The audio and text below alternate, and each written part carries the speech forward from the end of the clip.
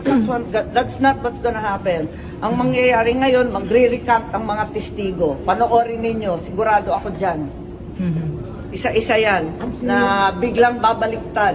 Dahil pre-measure, tinakot ang pamilya, at halos tinutukan ang asawa at anak.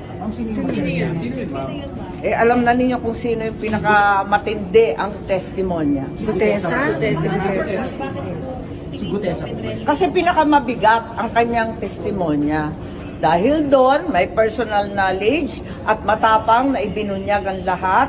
Talaga naman, tinakot ng todo-todo ang mga pobreng testigo. Hindi tama itong gawain nila. Ma'am, si Gutesa lang ba o ang iba pang witness? Sorry? May intention po ba na may pagtakutan doon sa mga... Syempre, klarong-klaro talaga. At alam naman namin na may iba pang mga testigo na pinipigilan na magsalita at ayaw kumbidahin. Ma'am, to clarify, si Gutesa... Sa palagay ko, kahit ano pang mag-recant dyan, kahit ano pang mangyari, kahit si Gutesa man at yung iba pang Marines ay magbaliktaran. Di ba sinisiraan na siya, naumpisahan na peke daw, yung nag-notarize, nag-falsify daw, kung ano-ano ang sinasabi. Wala naman naniniwala na sa inyo.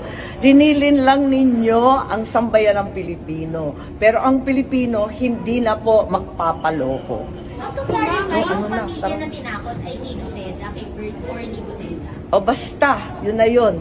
Abangan na lang ang susunod na kabanata. So nakita na siya na? Ha? Si Gutesa nakita na? Basta, oo. Basta alam ko na magbabaliktaran ang mga testigo. Asahan ninyo, tinakot ng tinakot. Tapos, yung mga gustong magsalita pa ay itinago o talagang sinabihan na huwag nang magsalita. Pero ang buong kapulungan nalalaman ang katotohanan. Nakita naman natin ang daan-daang namatay sa flood control. Nakita naman natin ang mga bahay na nasira. Alam naman natin ang katiwalian at kilala natin ang mga mukha ng mga gumawa. Ang sino yung nasa likod ng pananakot? Sorry? Nasa likod ng pananakot? Oo naman. Sino? Sino ba? Sino? Hindi ko alam.